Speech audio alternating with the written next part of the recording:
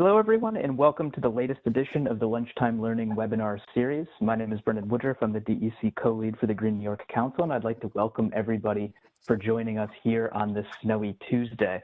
And thank you for taking the time to learn more about this topic and all the ones that we've been presenting over time. A little bit of housekeeping here. This meeting is being recorded, so if you would like to go back and see something afterwards, we will have that up on the Green New York website pretty soon after this. So you can go there, and you can also share that with your colleagues who couldn't make it today as well. In addition, everybody is on mute when we join. If you do have questions as we go along, please type them into the chat box. What we'll do is we'll go through questions and discussion at the end. So as we go along, just type in anything you have question-wise or otherwise, and we'll get to those at the end and get through to them. Just a couple quick notes here. The first is if you've been looking for the recording of last month's presentation on misleading green claims, unfortunately, we did have technical difficulties then for the first time in this series history, which, knock on wood, is not the worst thing. So we don't have a recording of that one, unfortunately.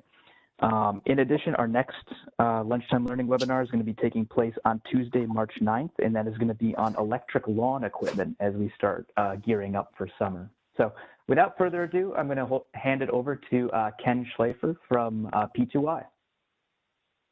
Perfect. Thank you. Thanks for that, Brendan. I appreciate it. And thanks for the invite for the Lunchtime Learning session.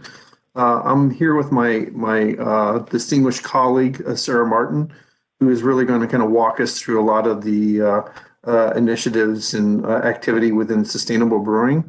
But we are very pleased and excited to be here to tell you about not only about sustainable brewing, but a couple of activities we have planned coming forward. I did want to mention also that Jim Kerr provided a lot of really good input into the slide deck, and he has a significant amount of brewing experience working as the executive director of the Master Brewers Association, but also just a tremendous amount of brewing experience. And then Sarah Martin, who's going to be leading the discussion today, has quite a bit of craft brewery experience, but also a professional engineer focused on a lot of wastewater treatment type activities. So I'm pleased to have two very distinguished consultants helping out and really providing a lot of the expertise here for sure. So if we go to the next slide, I just wanted to kind of highlight a couple key slides. Probably a lot of you are aware of the New York State Pollution Prevention Institute. We're headquartered in Rochester. We were established back in 2008. We get roughly $3.9 million of funding from the state through the Environmental Protection Fund, which is administered by the DEC. And you can kind of see down below highlighted are some of the key areas of focus within P2I. And mostly, most of my effort has been really focused on sustainable manufacturing, but we're also focused on a lot of the business processes as it relates to sustainability as well. And so we'll touch on a couple of those as we can walk through our slide deck here today. If you go to the next slide, obviously we have quite an extensive amount of resources across the state with partner universities, with Cornell, RPI, RIT, Binghamton, and so I think in Clarkson University, I almost forgot my alma mater, which is not good. And then we have the entire MEP network that we really leverage across the state as well. So I just wanted to kind of reach out on those. But we also, in many cases, we will leverage external consultants to help us, especially when they have the right skill sets and it makes sense to help us with projects, but also just tech transfer type activities. So I just wanted to kind of highlight that within the network. And if you go to the next slide, typical projects from a sustainable manufacturing, most of our projects are New York based. They range in complexity based off of some of the key tasks around source reduction. We typically try to complete those within a 4 to 6 month window. And we have some metric collection and try to do some tech transfer to make sure all of the clients across the state help identify and learn new ways to reducing pollution. So somewhat of a advertisement up front, but I wanted to at least let you know about P2I and some of the programs that we have within P2I. So with that, I'd like to hand it over to my colleague. But before that, I almost forgot about this slide. There's a lot of activity going on within P2I, within the craft beverage industry. So there's a set of links on our P2I site talking about going zero waste and the sustainable supply chain around the craft beverage industry. And there's probably about 10 to 12 case studies on projects that we've already completed within the winery and brewery sector. And then we have a webinar the first 2 weeks in May for sustainable brewing. That's really going to be 2 half days, which is part of an EPA source reduction grant from 2018. And we're just getting kick-started on a winery EPA grant as well. So there's some upfront work being done there. So just wanted to at least highlight some of those that are coming up and some of those references that we have on our site. But with that said, I'd like to hand it over to Sarah, who is going to kind of walk us through and lead us through some of the sustainable initiatives within the craft beverage industry. So thanks for that, Brendan, and I'd like to introduce Sarah at this point. Thanks, Ken. I appreciate the introduction. Yeah. So I'll start with just an outline of what we're going to cover today. First, I'll start off. I'm sure some of you have a background and some of you may not. I'll just give a very high-level overview of the brewing process. I'll cover what measures brewers are taking towards sustainability.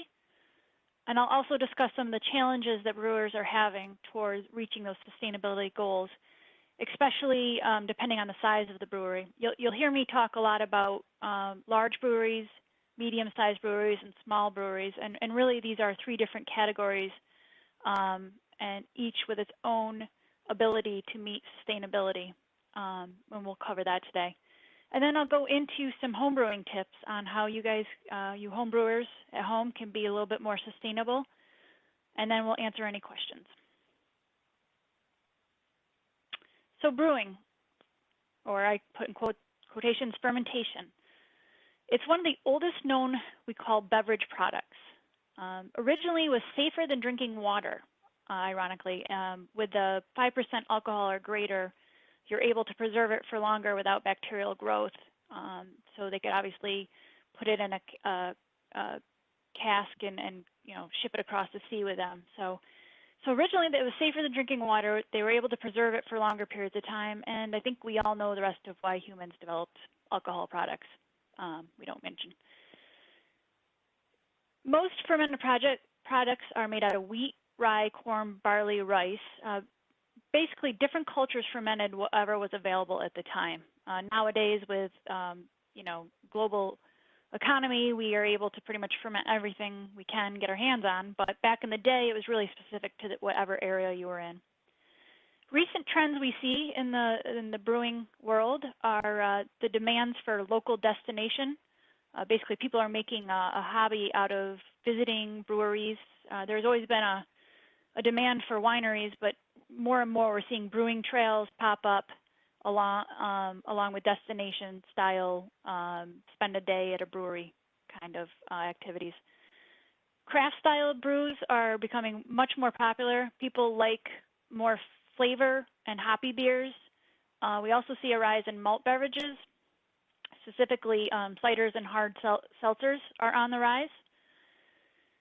And basically what this means is the demand for variety also drives everything being done in smaller batches. And what we do find, I talked about large, medium, and small breweries, that ironically things done on a smaller batch can actually require more cleaning and can typically generate more waste from product change order, as opposed to a larger beer, which is making the same, we call it clear beer, all the time. And literally, they don't have to clean as much between products for worrying about allergens or specialized beers that they're making, flavoring, stuff like that could contaminate the next product. So ironically, the demand for variety is kind of taking a downshift on the overall sustainability in brewing as well. But I'll go through today on measures and how people are kind of combating that.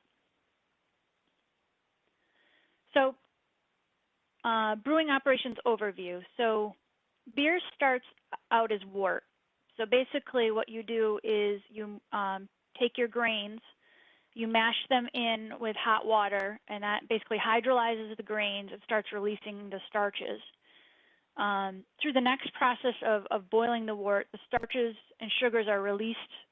The sugars are released as well as proteins from the grains, and adjuncts and hops are added to add flavor and aroma components.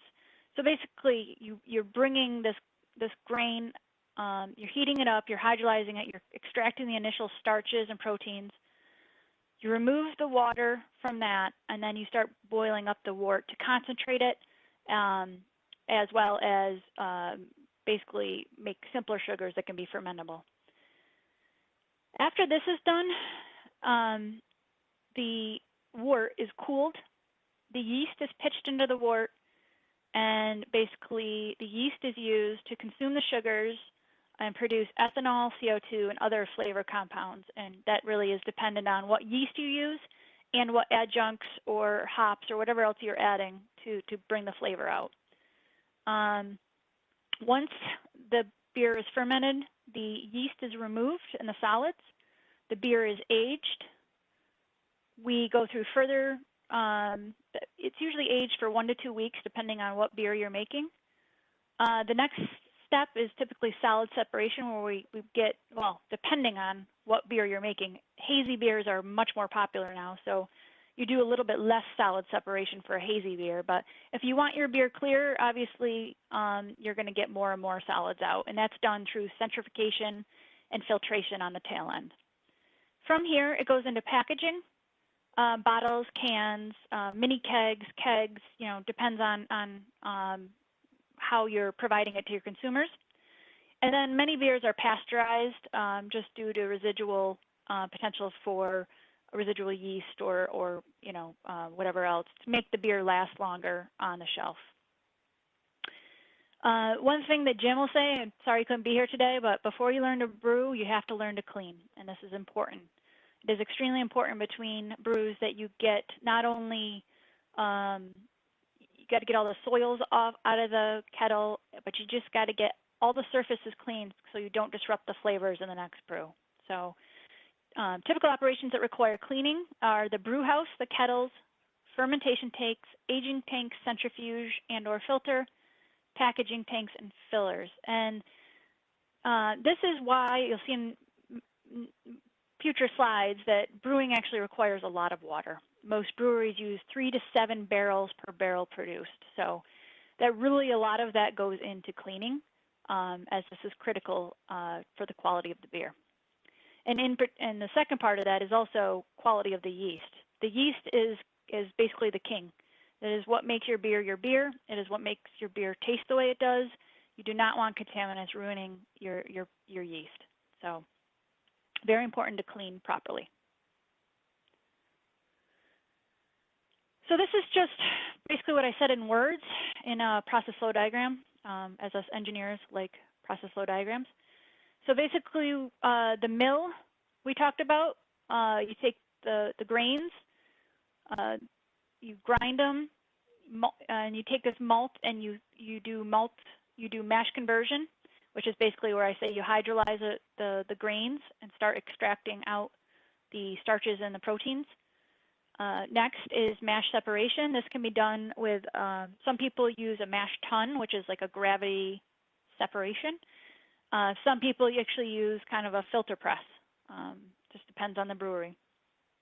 From here, it goes to the kettle. This is where we boil it to simplify the sugars and concentrate the sugars. The whirlpool is where after we're done, the whirlpool is where we settle out what's called trube, which is the proteins that have kind of come out of solution. These go down with the solids and go out the door with spent grains. From here, fermentation and aging we discussed, separation, filtration, package release, bright beer, and then obviously your packaging to the consumer. So one thing you'll see in this diagram is I've kind of started showing you where in yellow where byproducts come off the lines, and these are basically organic material, residual organics from the brewing process. The blue lines are more wastewater, and these are more produced from cleaning. So these will contain trace organics, cleaning chemicals. It depends, basically what you're doing. Line clean is basically when you're sanitizing the line. TC, tank clean, is a tank clean, and that's typically done with recirculating water within the tank. Vessel cleaning is the same as a tank cleaning. Typically, you're using recirculating water with different cycles and different chemicals to clean. And then water push is when basically sometimes you get done filling up product and you have a little bit residual left in the line, and they will typically push that residual product out with a water push. So we went over typical brewing waste materials. You got spent grains, which contain the adjuncts, whatever basically you added in to your brew. I've seen them add many things, pumpkin, orange peels, you name it. I've seen them throw it in there. So all of this kind of goes out with the dewatered spent grains. You have to crop your yeast. You basically, survival of the fittest, you want to kind of, after a while, you want to keep it fresh and replicating, so you actually waste a little bit of your yeast. That's called spent yeast. And the other waste we have is tank first rinses. As you can imagine, the first rinse out of a tank carries a lot of soils, residual material that's in the tank, as well as product. And then there's product pushes, which is actually, like I said, if you're pushing product to the filler, there might be some residual that goes down the drain through that product push. There's also quality issues. Sometimes, they pretty much can save every batch. They have different ways to fix a batch if it's not going right. They test the quality throughout it. But if they do get a batch that they just can't save, there is waste produced from that they have to get rid of. Broken packaging, obviously the fillers move very fast, and there's usually some casualties in the filling process, glass, crushed cans, et cetera, et cetera. And wastewater, obviously, is a big component. Here's another process flow diagram. This actually includes all fermented beverages. I tried to lump them into one, diagram. So you'll see like grape stems, obviously. I haven't seen too many people put grapes in beer, but so this is kind of all encompassing of the fermentation products such as wine, sake, all the different ones. But long story short, I tried to also show in a diagram where you have residual solid waste, that's the green, organic waste coming off. The yellow is inorganic solid waste coming off the process. The blue is residual water, usually containing organics and chemicals. And then the brown is residual product pushes and high-strength organic liquids. And we'll talk later on about what people are doing with all this waste, trying to be a little bit more sustainable with this byproducts of production. So when we talk about sustainability, one thing to note is we look at overall sustainability from an overall supply chain. So, and from the brewing process, this includes farming, ingredient processing, production, which we're going to cover a lot today. But this production is very dependent on all these other industries, such as containers, distribution, and recycling. So a lot of breweries not only do their own sustainability, but they push their sustainability up and down the supply chain. And that's very important to note. So what areas of brewing can we focus on for sustainability? Well, brewing uses a lot of energy. The you can imagine things have to get pumped all over, compressors are used, blowers are used. These are all high energy equipment that has to move all the materials around. Heating, basically we need to bring a high volume of water up to boiling temperature.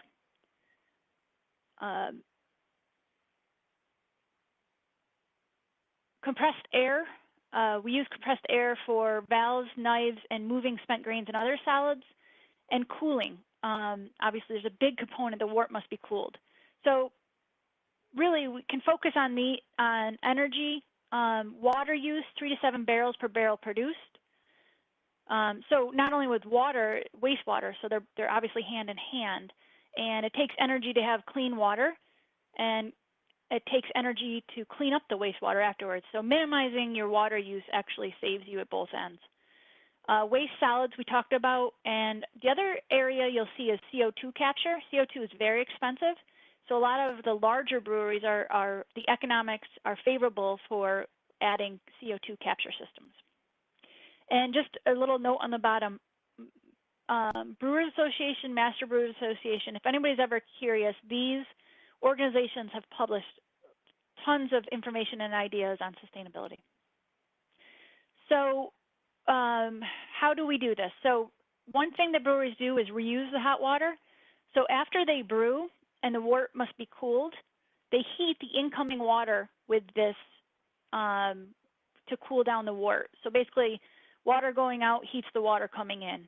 And then that water is used for the next brew and comes in already hot to save on heating up water up to temperature. What else can we do? We can use newer, more modern equipment, which I'll show you in a second. You can recover heat off the kettle stacks. The newest thing is using vertical insulated tanks with jacketed cooling versus cooling a whole cellar, which is what they used to do back in the day. Variable frequency drives, obviously there's a lot of pumping and compressors.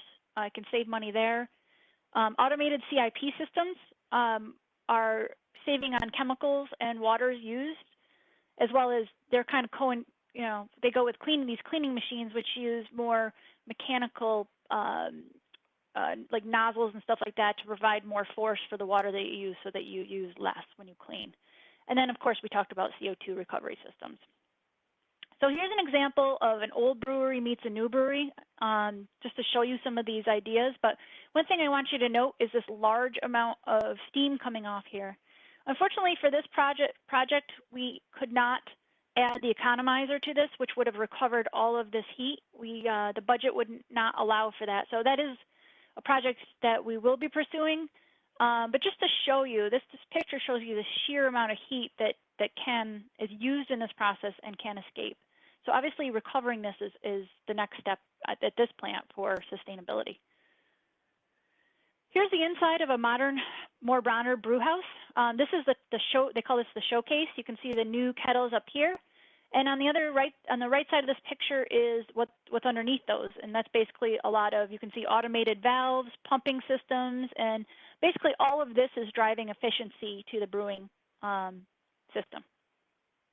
These are the vertical storage tanks I talked about. The nice part about these is you can ferment and age in one tank. So, and then the cooling with using the glycol insulate the coils within these tanks is a lot more efficient toward cooling, and they can be slowed or cooled at a slower rate, which doesn't tax your utilities so bad. Just another inside, just showing you this is the bottom of those big vertical tanks. More automated valves, more efficiency being driven. So quite an impressive project, driving basically 1940 vintage equipment into the modern era, which is much more efficient, less energy, less water use, just much more sustainable. So waste minimization, what can we do there? So basically this is the hierarchy, waste management hierarchy published by Pollution Prevention Institute. Which has three main categories: source reduction, diversion, landfill. And essentially, first thing we want to do is waste less. Second thing we want to do is create some sort, are any of these beneficial use products? Ideally, are they saleable? Can we make money off of them? third line of defense is can we feed animals with them? Obviously, this is usually a zero cost, if not a cost for hauling, but again, it's better than putting it in a landfill. Return directly to the soil. If you have a farm brewery, ideally you're growing your own, and you can return the solids back to the soil as a soil amendment. Also, people are composting, and they're also doing anaerobic waste to energy. And then the last line of defense, which we don't encourage, but if we have to, is landfill. So waste minimization, get rid of the human factor, GMPs, SOPs, and oversight. Automate processes as much as you can. And if you're going to automate your processes, what's very important is the frequent calibration and preventative maintenance of your instrument and equipment. Automation is only as good as the instrumentation that's running it. So if you're not going to do the latter, you might as well not automate your process. And then the third thing is really frequent measurement and improvement. So fine tuning. Once you have that automated process, you got to fine tune it and drive efficiency. Minimization of cleaning between product runs, reduced packaging, sustainable packaging, and then obviously logistics, supply chain of ingredients and delivery of products. You want to minimize the amount of transportation in between receiving and delivery of products. We talked about most of this, so this is just how to minimize your water wastewater impact. And then your solid waste, what can we reuse? These are your non-organics. What can we reuse and what can we recycle? And breweries have been very, very good about that. Brewer spent grains, I'm not going to really get into these a lot because a lot of these are still in research and development, but these are just some of the categories that people are trying to find outlets for the spent grains that are a little bit more useful than just feeding them to animals. Spent yeast is used as a food additive. Spent hops, ironically, are hard to get rid of. They're too bitter to be used as a food additive, and you guys are going to laugh at this, but cows actually don't like them either. So when you put them in animal feed, you have to really mix them in, or else the cows will nudge them aside and avoid the hops, which is kind of funny. So animal feed is obviously the next line of defense, but regulations are making this more difficult. Basically, now they're treating this as you have to prevent biogrowth, so you have to keep it to temperature, you have to clean the tanks. It's becoming more and more of difficulty of getting rid of and keeping safe for the animals. The other thing is risk of contamination. Any metals or anything, they're just not good, obviously, for the animals. So there's always a risk of contamination. And then there's a risk of offtake. If a farmer goes out of business or can't take it or the weather's bad, and now you have 20,000 pounds of material building up at your plant. Soil amendment, obviously just take as much product as you can and get it back into the soil to return the nutrients back to the soils. But these are really only done on farm breweries for the most part. Compost is another good one if you can find somebody who composts. The one thing you have to consider is compost needs to typically have a high, or cannot have a high moisture content. So, you know, getting your grains and your spent material dewatered is very important to be able to do this, and actually to make trucking, you know, feasible. And then anaerobic treatment. A lot of the large breweries, most of them have anaerobic treatment for their wastewater just because there's a lot of residual COD, a lot of potential for biogas and alternative energy, and obviously it's waste treatment, so it's cost avoidance for wastewater. Smaller breweries have a hard time making this competitive, so the economics are a little bit tougher. You know, the other downside is odors, and you still need to manage a liquid and solid residual. The best thing you can do for a smaller brewery is find a partnership with a local municipality or farm digester to co-digest the residuals. This really provides, infrastructure is usually in place and can be beneficial to both parties. And then landfill, not preferred. As you guys all probably know, you know, organics break down in the landfills and create additional leachate, which can have hazardous materials. And then the nutrients basically get locked in the vault versus put back on the land. So landfill is something we try to avoid. So challenges for smaller breweries. they're typically resource limited. All of these sustainability programs require time and energy. And if you're spending most of your time and energy just keeping your business afloat, it's hard to start thinking of projects that are outside of just keeping your head above water. The other thing is cost of implementing sustainability measures are just not proportionate at the smaller scale. Basically the payback, and these guys have to make money, the payback's just not there. And it's something that they just can't implement. So another thing is location. A lot of these are remotely located, so getting the resources needed for sustainable projects is a little bit harder. They don't have the buying power. Basically, you take a Budweiser, the supply chain of a Budweiser listens when Budweiser says jump. The supply chain when a smaller brewery, 50-barrel brewery, says jump isn't as good. Seasonality, obviously some of these are seasonal. So, they just don't have the 365-day-a-year production to warrant sustainability measures. And then sometimes they're just not identified in the original facility planning. So what would have cost maybe $1,000 as an add-on then now costs too much for them to implement. And I see that a lot, which is unfortunate. Storage and odors are always a problem, and aesthetics for smaller breweries, as they're trying to attract typically a visiting crowd as it's part of an overall experience for people. So just to show you the difference, I showed you pictures of what a modern brewery is. Now this is a modern brewery, this is smaller, but obviously you can see the automation isn't there. There's still hoses being used, which is less efficient. And really there's just, these are just smaller and they just don't have the ability to drive some of the sustainable projects. So what can you do at home? I am not a home brewer. I'm going to confess I do not brew at home. But I got a lot of this information. There's a link on the bottom here. I thought this was a really good resource and kind of ties together everything I talked about that the larger and medium-sized breweries are doing. So some fun facts.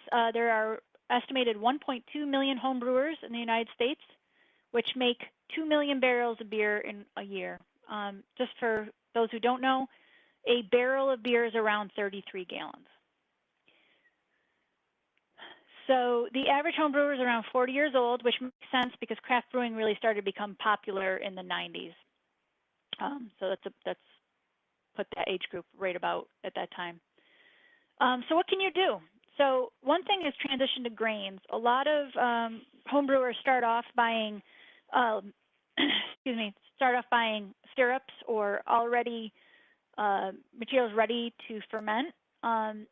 So one thing you can do is not only transition to grains, but buy your grains locally or grow your grains. So transitioning to grain-based not only makes your home beer better, personal opinion, but can also be more sustainable. The other thing is choose sustainable equipment. Sustainable equipment would be metal and glass, things that are going to last, that are not plastic.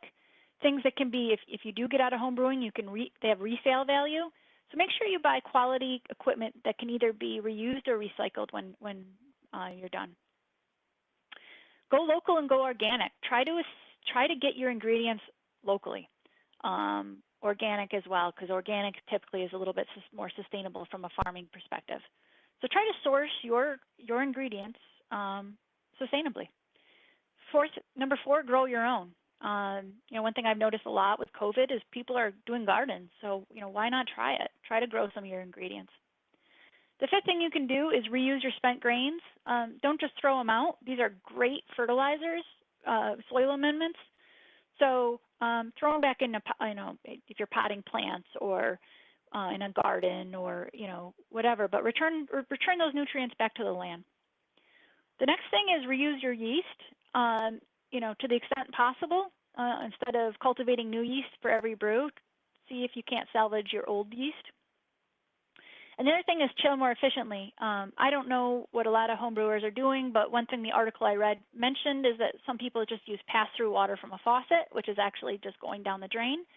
So what this article mentioned is to actually make a water bath where you use, you take old soda bottles, freeze, and put them in the ice bath. So they're basically creating you're chilling in an ice bath and not wasting water. And then with that water, reuse water. So when you're done with that water, use it for watering plants or whatever else. Don't just put it down the drain. The other thing is downsize your container waste. Use reusable containers that people can return back to you, and you can fill them up again. And the last recommendation was green the clean.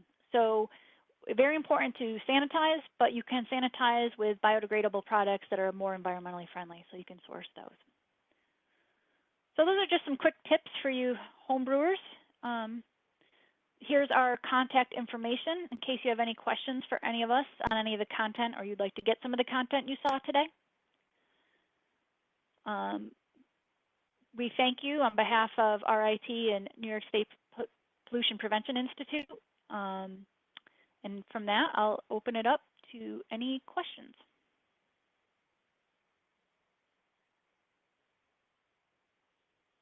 I don't know, Brendan, do you want to moderate the questions, or do you want me just to read them?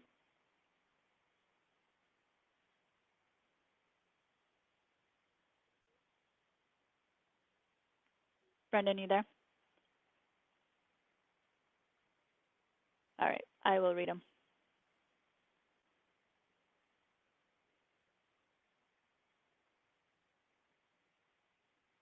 Question, I do rain barrel build workshops in New Jersey. We are always looking for food grade 55-gallon drum barrels.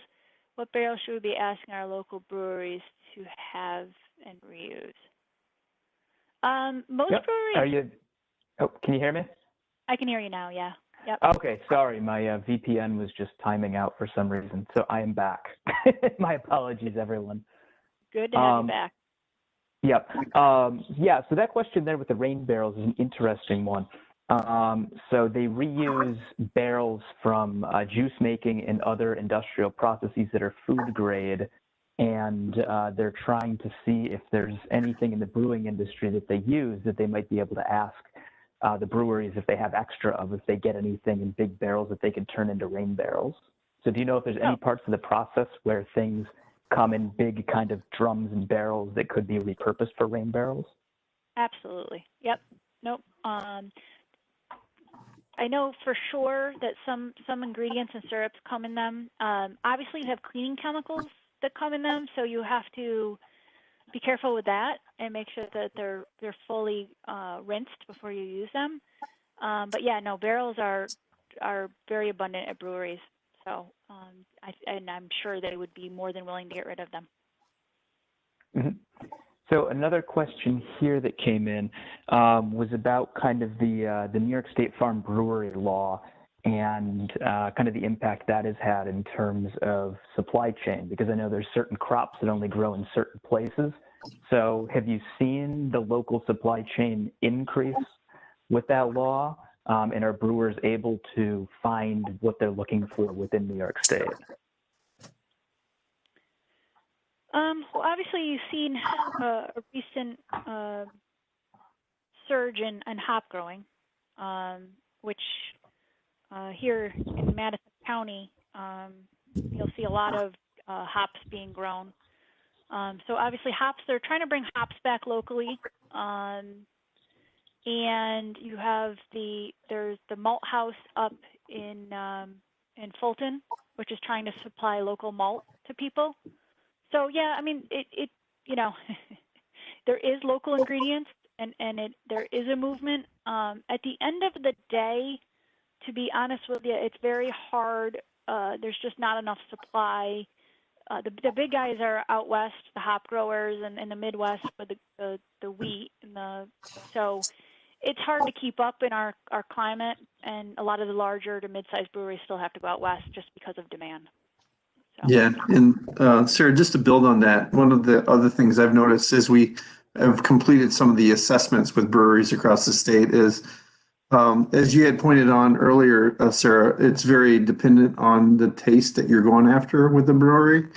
And so depending on the types of barley that are out there, sprint grain, and the quality of your water, you know, if it's a certain type of pH, there's a set type of malt that's being looked at versus even just going locally. So you have to take that into account too sometimes.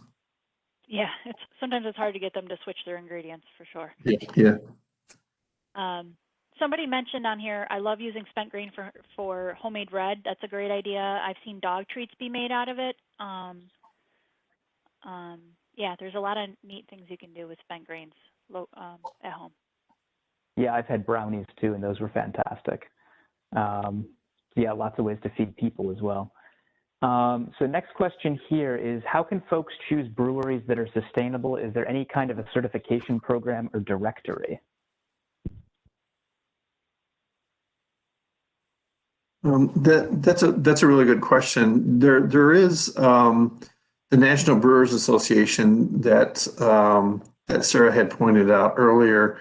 It's not a certification per se, but typically those breweries that are members of the National Brewers Association have a tremendous amount of resources available from the sustainability side of things that they usually take advantage of. But that's one thing that's lacking within New York State is any type of a certification. But indirectly, being members of that National Brewers Association probably provides you some good insight. Mm-hmm. And another question here on packaging. As a consumer, what is the most sustainable way to buy your beer? I know there's a lot of different things out there. You know, there are the reusable growlers, which with COVID are probably not being filled as much. But there's also, you know, you got cans versus bottles. You know, you got crowlers now at some places and stuff like that. Do you have any thoughts on what's the most sustainable packaging?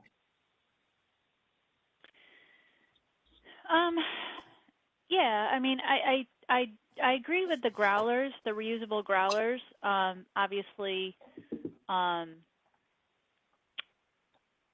you know, any recyclable, recyclable takes a lot of energy to come back the full life of the recycling. So, I mean, while that's better than nothing, obviously recyclable containers. But I think, you know, drinking draft beer when you're out, obviously that comes in kegs. It's larger. You're moving a larger amount with less packaging. You know, and the growlers provide that too, is buying larger quantities and smaller packaging, especially kegs and growlers are reusable.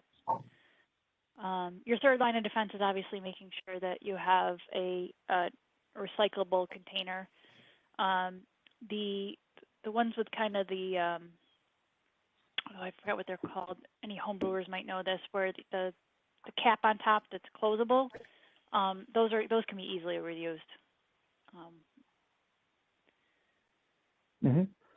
And another question here, I've heard that organic grain can be more carbon intensive than regular barley, related to the tilling and the herbicides and other things. Do you have any thoughts on that?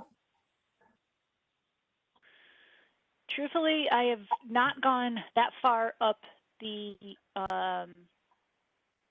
supply chain to sustainability in the farming aspect of this, so I cannot answer that, but I can definitely try to find that out and follow up if needed. Yeah, and that would be true for me as well. Most of our sustainability initiatives for our project were really focused on the production side, as that Sarah had mentioned up front. Mm-hmm. And another question here, do you have any examples of what products can be used as green cleaners? And is there anything that homebrewers can do about processing the gray water?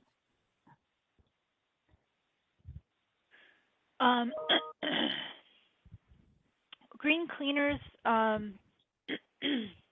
there is, off the top of my head, I don't, but I am aware of biodegradable cleaners. I know some breweries that actually use these. Again, that's something I can take offline and get a list to you guys. And the second question was on, what was it? It was about processing the gray water. Is there anything that a home brewer can do? You know, because the larger breweries, they're able to do stuff with their wastewater. But if you're just kind of putting it down the drain, is there anything you can do beforehand to kind of make it a little bit better on the system. And by gray water, I'm assuming they're meaning with chemicals or without chemicals? Probably both. I don't have a clear definition here. Okay. Well, the article which the link is on this, I can send, or Brendan can send it out to everybody. There's a link on sustainable home brewing. Mentions using some of reusing the water for watering plants and stuff, but obviously I would caution against that if there's obviously caution against that if there is chemicals in it that could harm your plants or anything like that.